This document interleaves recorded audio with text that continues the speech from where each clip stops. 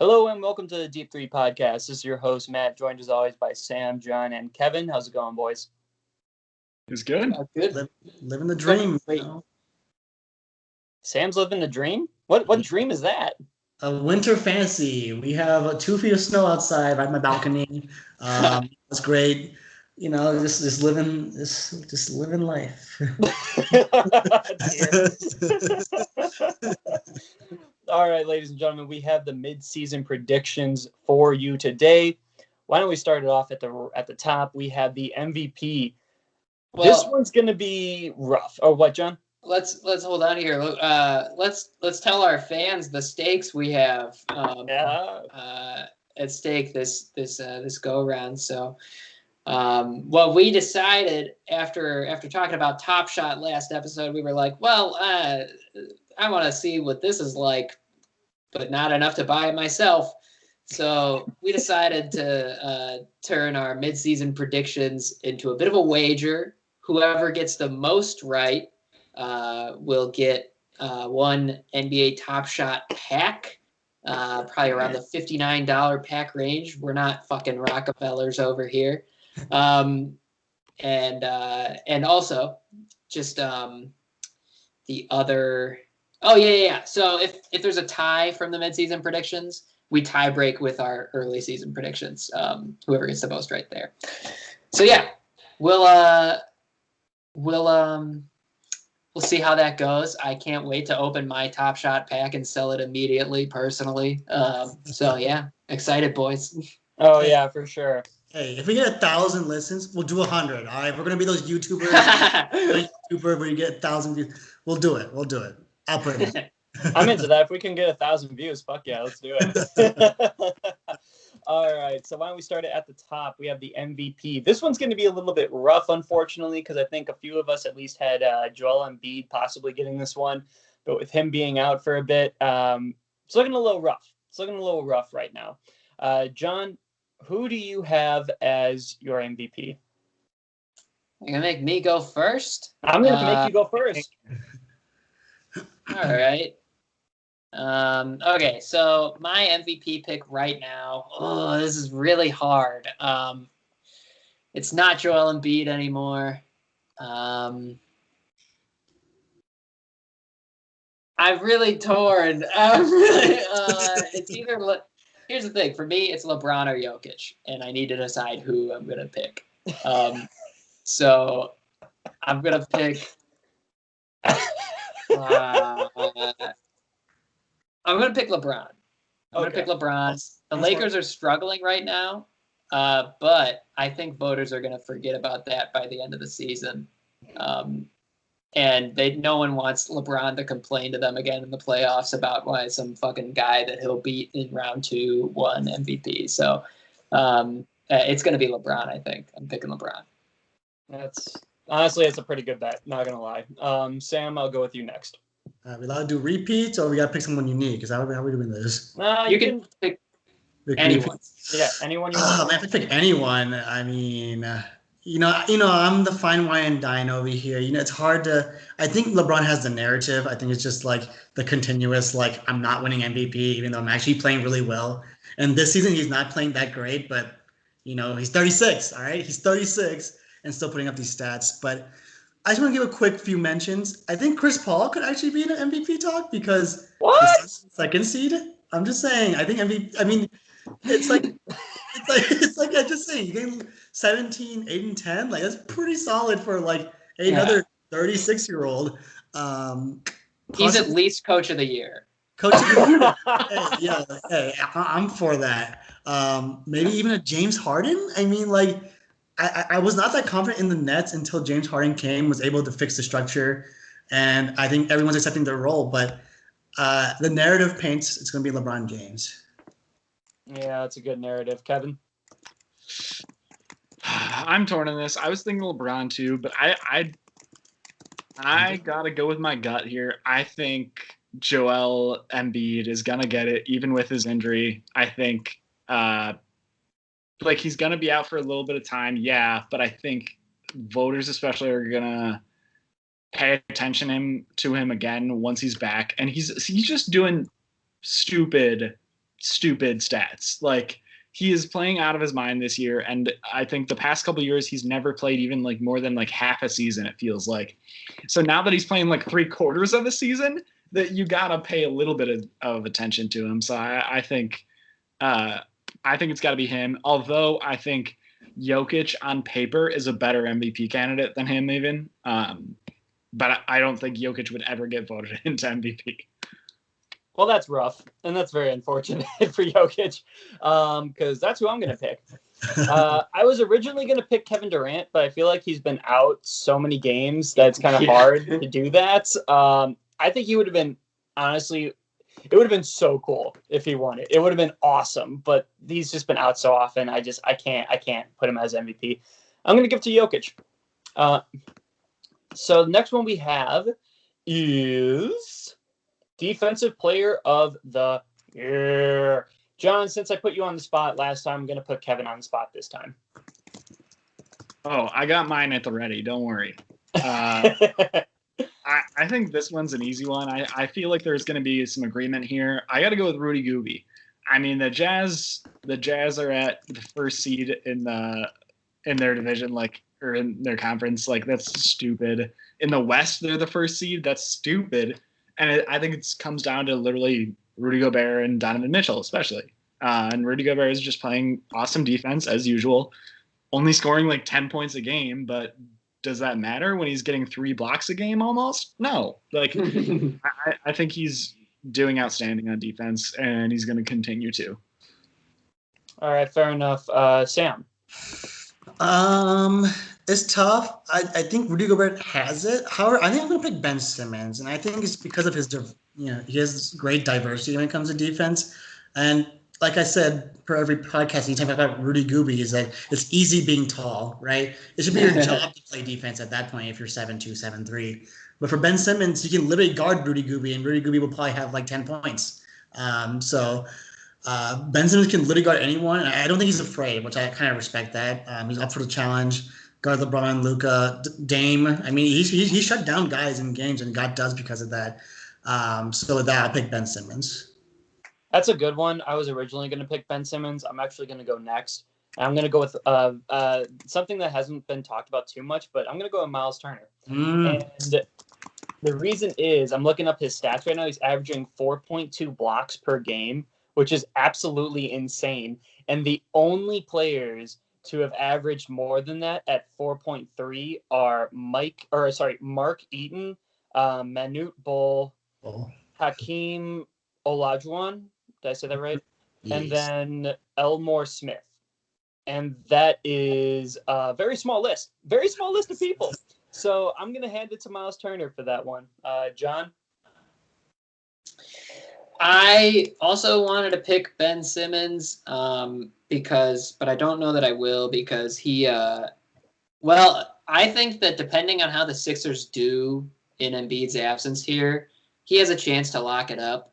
But I'm taking Gooby. I think that he's just kind of, I mean, he's just like,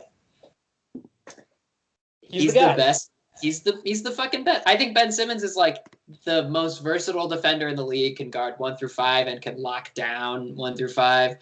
I just think that like Rudy Gobert is like, he's like Ultron on defense. Like, it's just like the dude is unreal. The defense just completely revolves around him. So I gotta give it to Gooby. I think they'll give it to him again. You know, it's really funny watching Rudy Gobert play in the All-Star game, I'm not going to lie, because watching his offensive play is the most boring thing in the entire world. When they lobbed a dunk to him, he literally just stood there and just like, and I was just like, oh, dude, you had a wide open dunk. Why did you do anything with that? I also do want to say Anthony Davis should have been in the conversation, but again, with all the injuries that he's had, it's hard to put him as the Defensive Player of the Year. So next one, we have the Rookie of the Year. This one's going to be fun. Here, wait. Can we just let's just see. Does anyone have anyone other than LaMelo Ball? No. Great. Yeah, we can just toss that one aside. Hey, does anyone want to talk about LaMelo Ball really quickly? Kevin, I know the amount of love you've given LaMelo. I think you deserve to give. You know what? I agree. Kevin, why don't you send your praises to LaMelo Ball? I mean, I think if anyone else in the Rookie of the Year race had as much of a team focused around them as LaMelo does in the Hornets, I think this would be a different conversation.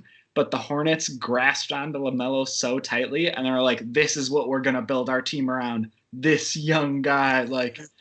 And they've literally done that. They've built their team around this rookie, and it's working perfectly. LaMelo's thriving there, and props to him. I will say that 100%.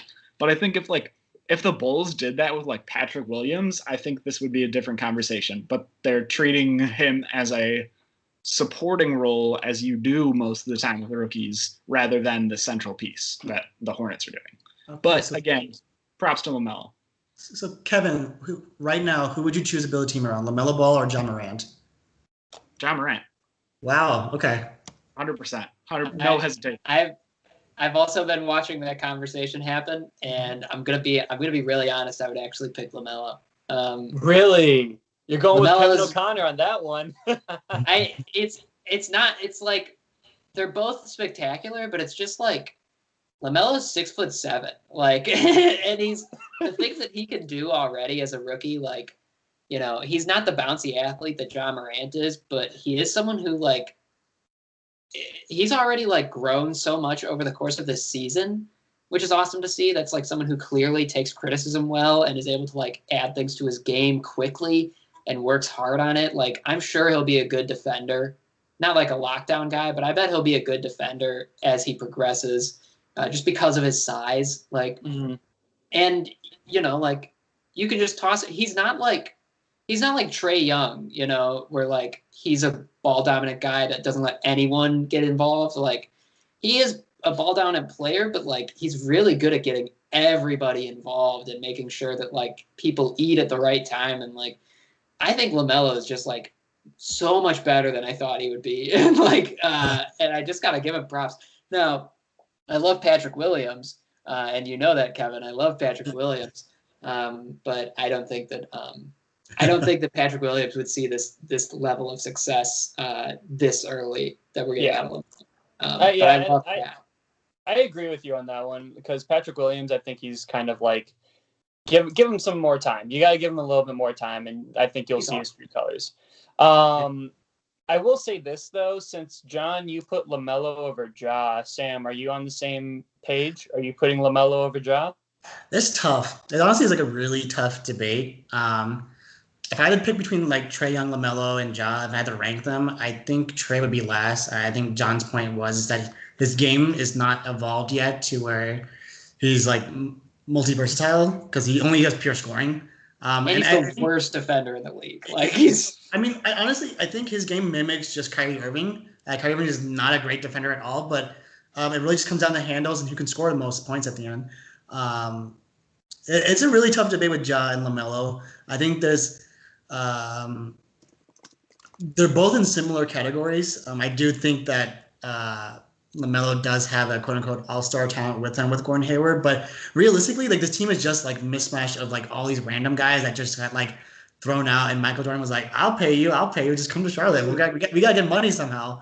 And I actually think LaMelo over Ja right now, and I think it's just because, like you're saying, I think he's already a grown man. It's a grown man right here, because he's already seen all the hate like since like he was 12 years old. He knows how to take it. He has the proper composure. We've never seen any outbursts or arrogance from this guy. And look, this guy's been balling out from like true playmaking ability as a point guard. And like you said, from the size, like he's better than Lonzo like easily right now, like easily better than Lonzo. So I have to pick LaMelo here. And just super quick, I just want to say, like, the Ball brothers deserve so much respect for how like well adjusted and chill they are. Because like they definitely came in and everyone thought that they'd be kind of like a little bit diva-y because of how their dad is, but they're all like, they just like love basketball. Like, they just like are like nice young dudes that love playing basketball, and like Lonzo's obviously not the most cocky guy because he's got confidence issues, I would even say, but LaMelo seems like a great kid. Like he seems super coachable. I mean, props to those guys. Like, absolutely. And then really quickly, honorable mention to Tyrese Halliburton. He's been playing extremely well this year. And then throwing another player in there, Peyton Pritchard. He's been doing pretty solid as well. Probably not on the same level. The Celtics plug in here. I got it.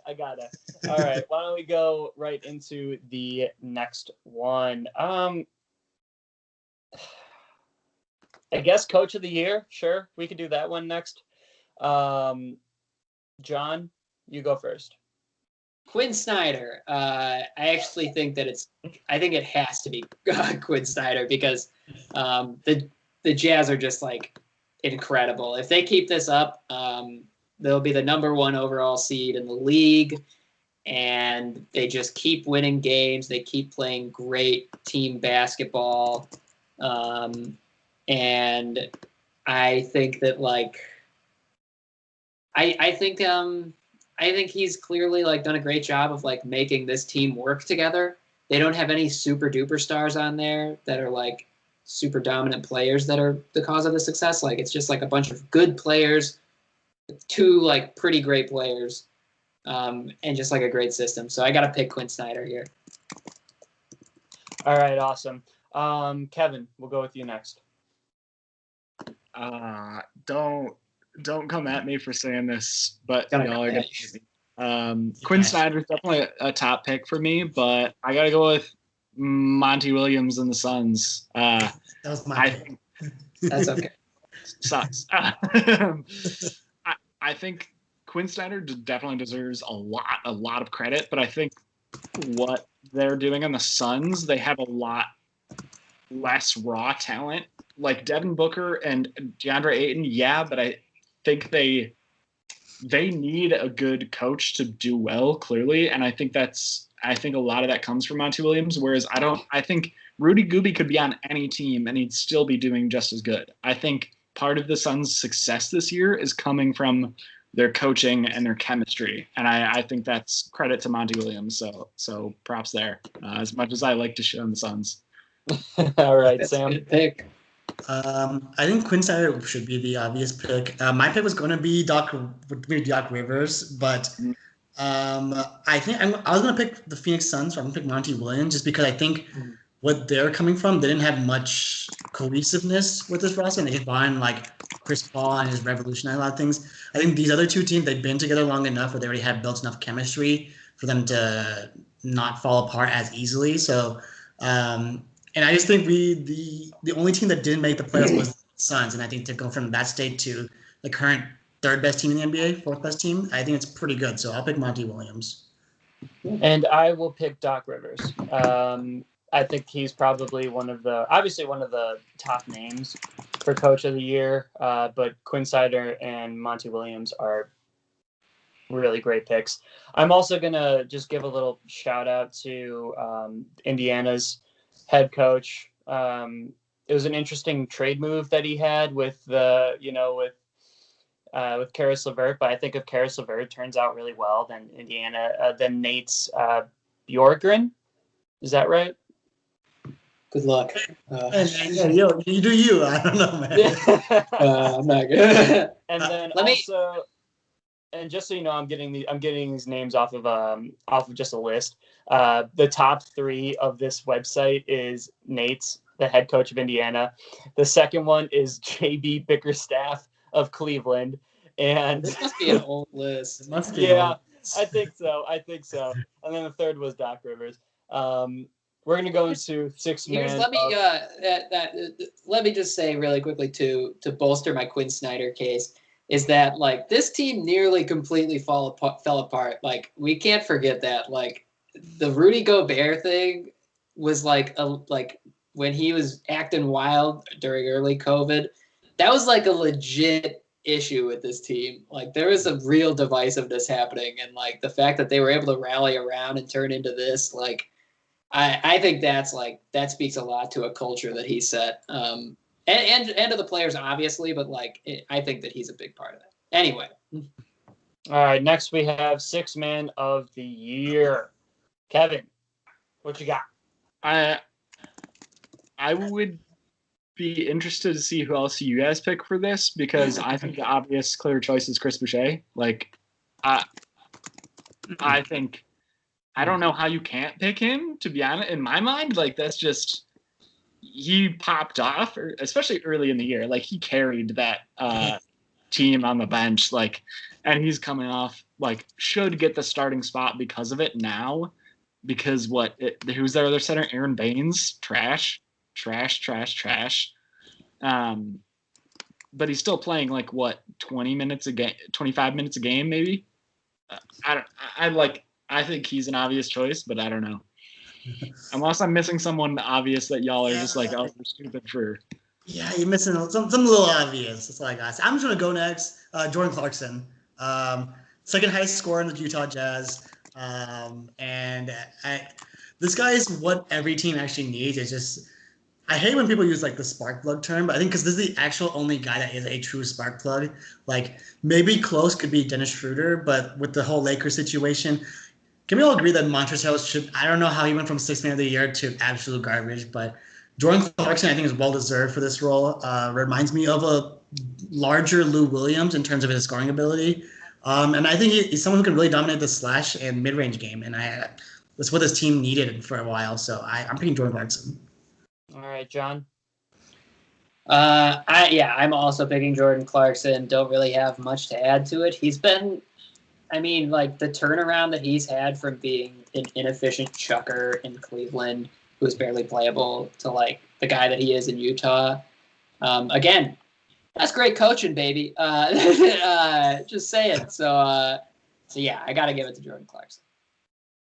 Yeah, I'm deciding between two. It was Dennis Schroeder and Jordan Clarkson. I don't know if Dennis Schroeder is he really considered for Sixth Man, because like he's a starter. He's starting. Yeah, so I'm gonna go with Jordan Clarkson as well, because there's really not much else to say about it. You guys hit it on the spot with that one. Next one we have Most Improved Player. This one I'm excited for. This one's gonna be good. I wonder. Yeah, I know John, what Matt's thinking. John, I'm gonna go with you first. Okay, this was the one that I think I was the most torn on besides MVP right now. And I think, as much as I love Zach LaVine, I got to go with Julius Randle. Because Julius Randle was a guy, similarly to Zach LaVine, that everyone shit on all the time. Was like, he can put up numbers, but he can't do anything efficient. You're not winning games with him. And now he's fucking awesome. He's just actually really good. He's like having an all NBA caliber year. And no one saw Julius Randle being this good this year coming. So I'm going to say Julius Randle. All right, Sam. Yeah, this one's really tough. I think there's a lot of people. My pick, I think probably earlier in the season, I probably would pick like a Jaylen Brown. I was just really impressed. Yeah. But I think the Celtics just kind of like plateaued again, and I'm just waiting another spark to get them up again. And now I'm kind of crossed between. I think Christian Wood could have been if he didn't get the injury issue, because he was killing it. He was doing really good. And I was honestly torn with Jeremy Grant. I think he's playing very well. I just don't think they're not getting enough dubs based off his numbers to like really give him enough props. But I have to go with John. I think Julius Randle's and the Knicks they're going to be the third seed. What else do you want me to say? All right, Kevin. I'm torn on this one. I honestly think Chris Boucher should get it. If he averaged more minutes, he would get it. But he averages like 20 to 25 minutes a game, so there's no way he's gonna get it. Even though like from last year to this year, it's night and day with him. But I'm torn between Randle and Jeremy Grant. Like, I think they're both deserving of it. I think I gotta go with Jeremy Grant because Julius Randle is totally deserving of it too. But I think Jeremy Grant, like people knew who Julius Randle was previously. He's been good and he's been bad and he's had like inconsistent seasons, but he's been a really like pretty known name. Jeremy Grant, until the bubble last year, I feel like was like completely, no one really talked about him. He wasn't on anyone's radar. Then he popped up in the bubble, and now this year, like on the Pistons, he's just doing outstanding all the time, doing really well. So I got to give it to him. Yeah, that's a good one. I think, in all honesty, I think Julius Randle gets it, but I'll go with my boy Jaylen Brown. Such a great player, and yeah, they have plateaued a bit, but like the fact that he's been dominating the game so far on a bad team, unfortunately, he's still playing really, really well. I got to give it to him. I do want to honorably mention Shea. I feel like SGA has been playing extremely well too. And then also, I wonder, there are some players that were named before the season started, and I just want to see your reactions to me naming them, because I don't think that it's going to happen. One of the players was OG Anunoby. Yeah, that one fell. That one fell pretty badly. The other one was Devin Booker, which is interesting. I don't know why they would even say that, because he was already really good last year. Like, I think it was based off of what he did in the bubble. I think it was based off of how well he played in the bubble. And yeah, that was it. Then there was also, Sam, I think you'll get a kick out of this one. Derek White was mentioned. That's tough. That's tough. All right, boys. We have a next one with a finals matchup. This one's going to be interesting. I'm excited about this one. Kevin, I'll go with you first. Lakers Nets, easy. Yeah. Okay. Yeah. Sure. Why not? Anything else you want to add to that? Get out of here. Anyone says the Jazz in the finals, I think. Matt actually is locked into saying Jazz in the finals. We rolled the tape. Fuck.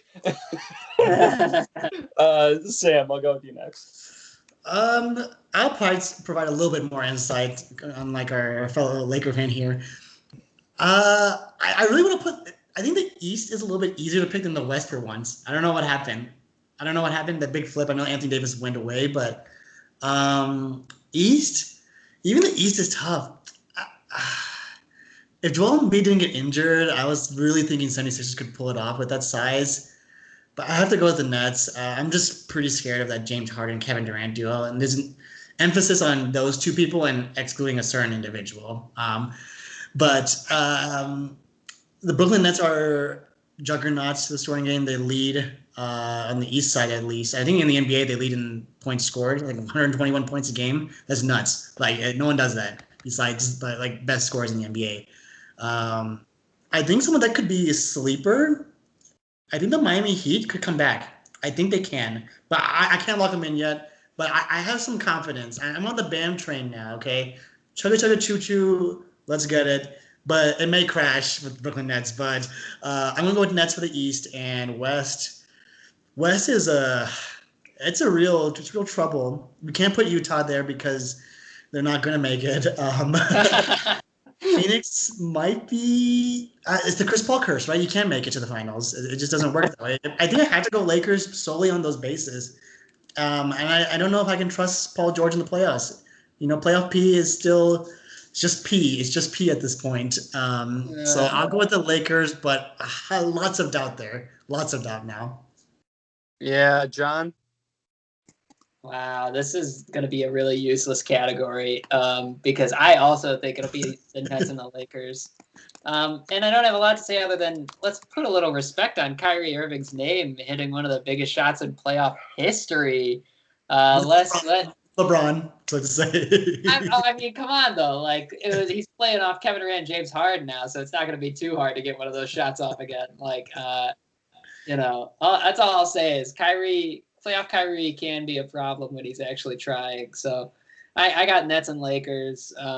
It's reasonable to pick other teams. We've seen that the Lakers are not a perfect team at this point, but I'm not going to be the one to bet against playoff LeBron. If he's healthy, he's in the finals, and that's just how it's been for the past decade. So, and that's where I come in. I'm the fucker who has to pick the difference. So thanks for that. Yeah. I mean, fuck it. Why not? I'm gonna get the Utah Jazz, and you know what? I think I'm actually gonna have the 76ers as well. I'm gonna have the Sixers. And this is way out of left field. Don't get me wrong. I honestly think that you guys are going to be right because the Nets are just so goddamn good, and playoff LeBron is playoff LeBron. However, if Embiid comes back and he is still playing extremely well, like that is a team to be like, that is a force to be reckoned with. That team is still extremely good. And not to mention, who the fuck guards Embiid? Like, who guards Embiid? Like, who does? He's so good. Question.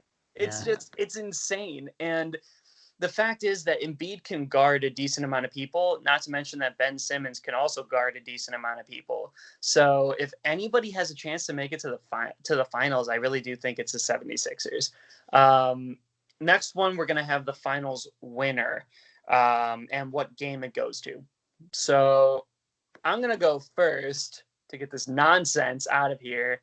I did say that the Jazz go to the finals. I never said that they win. I don't think I said that they win the finals. So I'm going to skip ahead of that one. Based off of my last pick, I'm going to go with the 76ers in... If they're going against the Jazz, I'll go with the Sixers in 5. Damn. Yeah, I know. It's hard for me to say anything else because the Sixers are so good.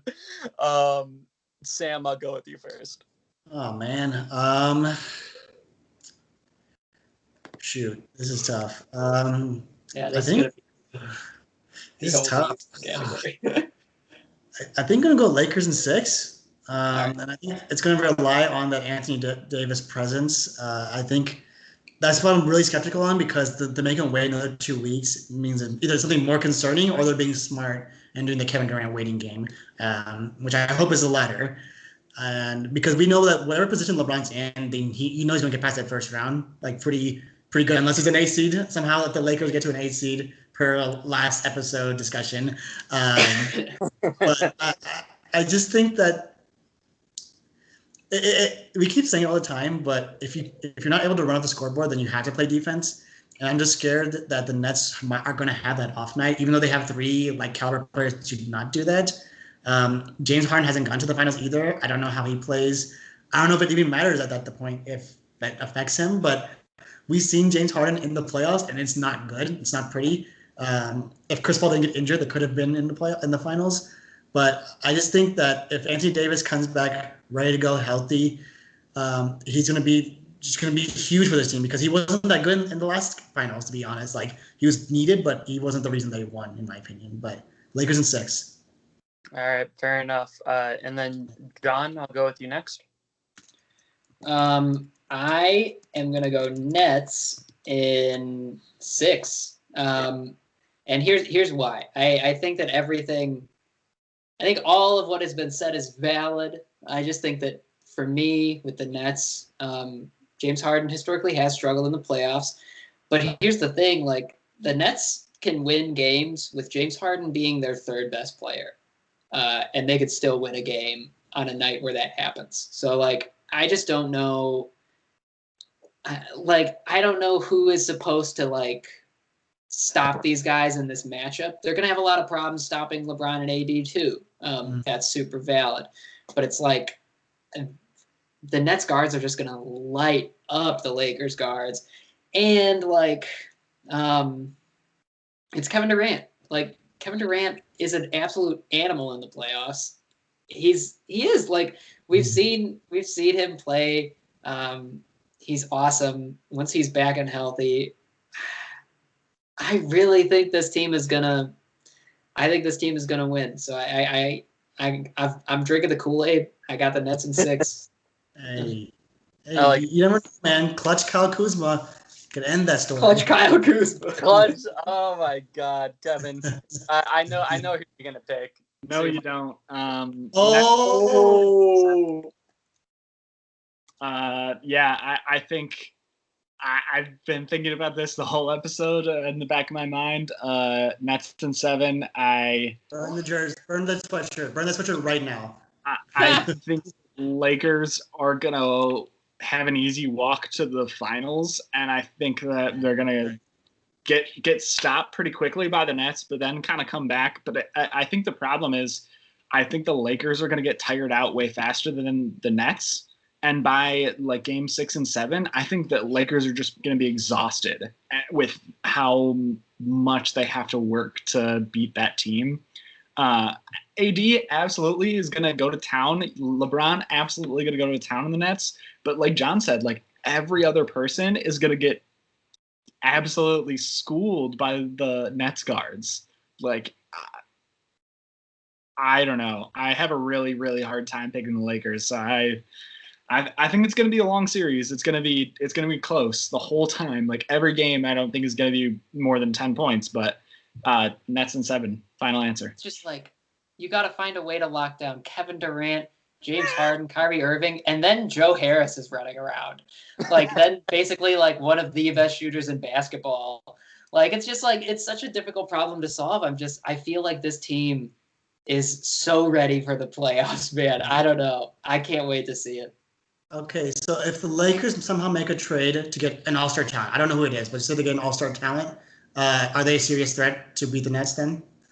They're a serious threat right now, to be clear. But, like, yeah, maybe. If they can, like, maintain some of the depth that made us all so scared of them going into this year, like, I guess like it would have to be like maybe they're getting someone like Victor Oladipo, who's kind of available or something like that. That'd be interesting. Okay, I'll make some calls. The thing with me is for that Nets team, it's everything that John and Kevin have said, but it's also the fact that you could stagger like either James Harden or Kyrie Irving, and you can be like, hey, LeBron and Anthony Davis aren't playing right now. Let's send out one of our all-stars, or let's have one of these guys play, and they could just run the game. They could just run it the entire time. Like, it's really hard to – it's so – statistically speaking, it is very difficult to go against that. It is very, very difficult. With that being said, we're going to go into the Finals MVP. I know that I had 6 in Utah. I'm actually just to get on the Kool-Aid with this. I'm gonna go with the Nets and Lakers. I've got Kevin. Wow! You stick to your Finals team winner. Sir. No, Kevin Durant. Kevin Durant would be the Finals MVP. Boo! I'm sorry. If you know what, like just hypothetically speaking, if it is the Sixers and Utah, I think Joel Embiid is the Finals MVP. Put it down, sir. Put it down, sir. No, you got them winning. I got Kevin Durant. I got KD, baby. Kevin, I'll go with you next. Kevin Durant. I mean, if I have the Nets winning, Kevin Durant is going to be a main part of that. So that man is scary. John, are we safe to say that Kevin Durant is on your mind right now? Yeah, you are safe to say that. Yeah, yeah. I mean, I don't know. Would you? It's gonna be Kevin Durant. But Sam, you probably have someone else. Yeah, you guys say you're drinking the Kool-Aid. I would say I'm a little bit more mature. I'm drinking some fine wine. Of course, 36-year-old LeBron James, Finals MVP. Lock it down because you can't question LeBron. You can't question LeBron, all right? Every episode I'm going to call out Matt for picking the 76ers and then not picking a 76er as MVP. All right, I'm going to call you out every episode until it's changed. Fine. Protest. # fire Matt. You don't have to fire him, but you get the point. That's fine. I totally respect your decision to throw some hate my way. That's fine. I get it. But you know what? This Nets team, they're going to stop the Lakers. Let's just put it there. Anyway, Thank you guys so much for listening to the podcast. This has been the Deep 3 Pod. This has been our mid-season predictions as well as our finals predictions. You guys can find us on Instagram and on Twitter at the Deep 3 Pod. You could also email us any questions that you might have. Cough, cough, anybody. Anything, even if it's about Blake Griffin, even if it's it's about Blake Griffin, at the Deep 3 Podcast at gmail.com. And then, you can listen to us on Spotify, Apple Podcasts, and follow us on YouTube. Thank you guys so much, and have a good night. Bye, Matt.